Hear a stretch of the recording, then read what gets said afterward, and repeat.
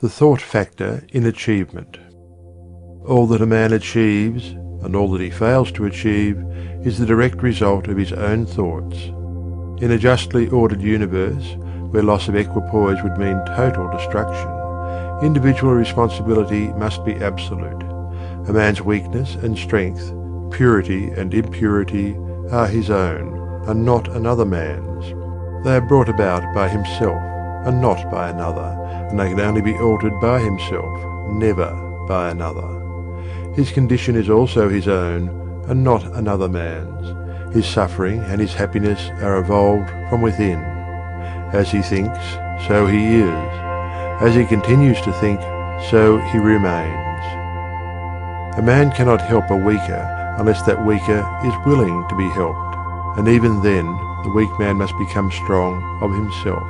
He must, by his own efforts, develop the strength which he admires in another. None but himself can alter his condition.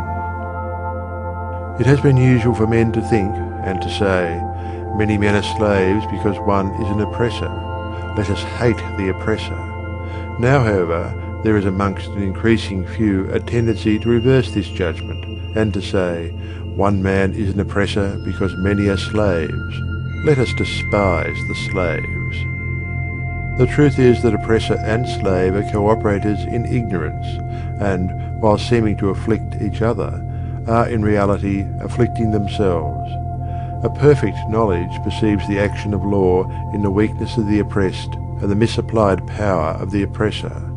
A perfect love, seeing the suffering which both states entail, condemns neither.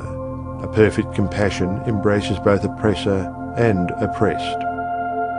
He who has conquered weakness and has put away all selfish thoughts belongs neither to oppressor nor oppressed. He is free. A man can only rise, conquer, and achieve by lifting up his thoughts. He can only remain weak and abject and miserable by refusing to lift up his thoughts. Before a man can achieve anything, even in worldly things, he must lift his thoughts above slavish animal indulgence. He may not, in order to succeed, give up all animality and selfishness by any means, but a portion of it must, at least, be sacrificed. A man whose first thought is bestial indulgence could neither think clearly nor plan methodically. He could not find and develop his latent resources, and would fail in any undertaking. Not having commenced to manfully control his thoughts, he is not in the position to control affairs and to adopt serious responsibilities. He is not fit to act independently and stand alone, but he is limited only by the thoughts which he chooses. There can be no progress, no achievement without sacrifice, and a man's worldly success will be in the measure that he sacrifices his confused animal thoughts, and fixes his mind on the development of his plans and the strengthening of his resolution and self-reliance.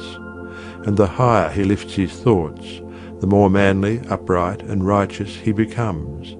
The greater will be his success, the more blessed and enduring will be his achievements. The universe does not favour the greedy, the dishonest, the vicious, although on the mere surface it may sometimes appear to do so. It helps the honest, the magnanimous, the virtuous. All the great teachers of the ages have declared this in varying forms, and to prove and know it, a man has but to persist in making himself more and more virtuous by lifting up his thoughts. Intellectual achievements are the result of thought consecrated to the search for knowledge, or for the beautiful and true in life and nature.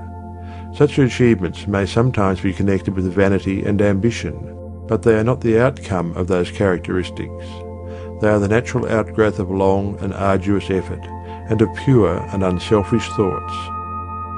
Spiritual achievements are the consummation of holy aspirations. He who lives constantly in the conception of noble and lofty thoughts, who dwells upon all that is pure and unselfish, will, as surely as the sun reaches its zenith and the moon its full, become wise and noble in character, and rise into a position of influence and blessedness. Achievement, of whatever kind, is the crown of effort, the diadem of thought. By the aid of self-control, resolution, purity, righteousness, and well-directed thought, a man ascends. By the aid of animality, indolence, impurity, corruption, and confusion of thought, a man descends. A man may rise to high success in the world, and even to lofty altitudes in the spiritual realm, and again descend into weakness and wretchedness by allowing arrogant, selfish, and corrupt thoughts to take possession of him. Victories attained by right thought can only be maintained by watchfulness. Many give way when success is assured and rapidly fall back into failure. All achievements, whether in the business, intellectual, or spiritual world, are the result of definitely directed thought, are governed by the same law, and are of the same method. The only difference lies in the object of attainment. He who would accomplish little must sacrifice little. He who would achieve much must sacrifice much. He who would attain highly must sacrifice greatly.